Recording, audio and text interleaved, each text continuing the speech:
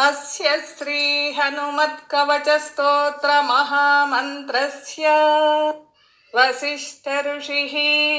अनुष्टुप् छन्दः। श्री हनुमान् देवता मारुतात्मज इति बीजम् अंजनासूनुरिति शक्तिः वायुपुत्र इति कीलकम् हनुमत्प्रसाद सिद्ध्यते जपे विनियोगः। उल्लङ्घ्यश्च सिन्धोः सलीलं यशोकवह्निं जनकात्मजायाः आदाय तेनैव ददाह लङ्का नमामि तं प्राञ्जलिराञ्जनेयम् मनोजवं मारुततुल्यवेगं जितेन्द्रियं बुद्धिमतां वरिष्ठं वातात्मजं वानरयूथमुख्यं श्रीरामदूतं शिरसा नमामि। उज्जदादित्यसङ्काशम् उदारभुजविक्रमम् कन्दर्पकोटिलावण्यं सर्वविद्याविशारदं श्रीरामहृदयानन्दं भक्तकल्पमहीरुहम् अभयं वरदं दोर्भ्य कलये मारुतात्मजं श्रीराम राम रामेति रमे रामे मनोरमे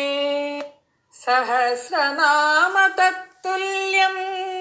रामनाम वरानने। पादौ वायुसुतः पातु रामदूतस्तदङ्गुलीः गुल्फौ हरीश्वरः पातु जङ्घे चार्णवलङ्घनः जानुनी मारुतिः पातु पूरूपात्वसुरान्तकः गुह्यं वज्रतनुः पातु जघनन्तु जगद्धितः आञ्जनेयः कटिं पातु नाभिं सौमित्रिजीवनः उदरं पातु हृद्गेहि हृदयं च महाबलः वक्षो वालायुधः पातु स्तनौ चामितविक्रमः पार्श्वौ जितेन्द्रियः पातु बाहू सुग्रीवमन्त्रकृत् करावक्षजयी पातु हनुमाश्च तदङ्गुलीः पृष्ठं भविष्यद्ब्रह्मा च स्कन्धौ मतिमतां वरः कण्ठं पातु कपिश्रेष्ठो मुखं रावणदर्पः वक्त्रं च वक्तृप्रवणो नेत्रे देवगणस्तुतः ब्रह्मास्त्रसन्मानकरो भ्रुवौ मे पातु सर्वदा कामरूपः कपोले मे फालं वज्रनखोऽवतु शिरो मे पातु सततं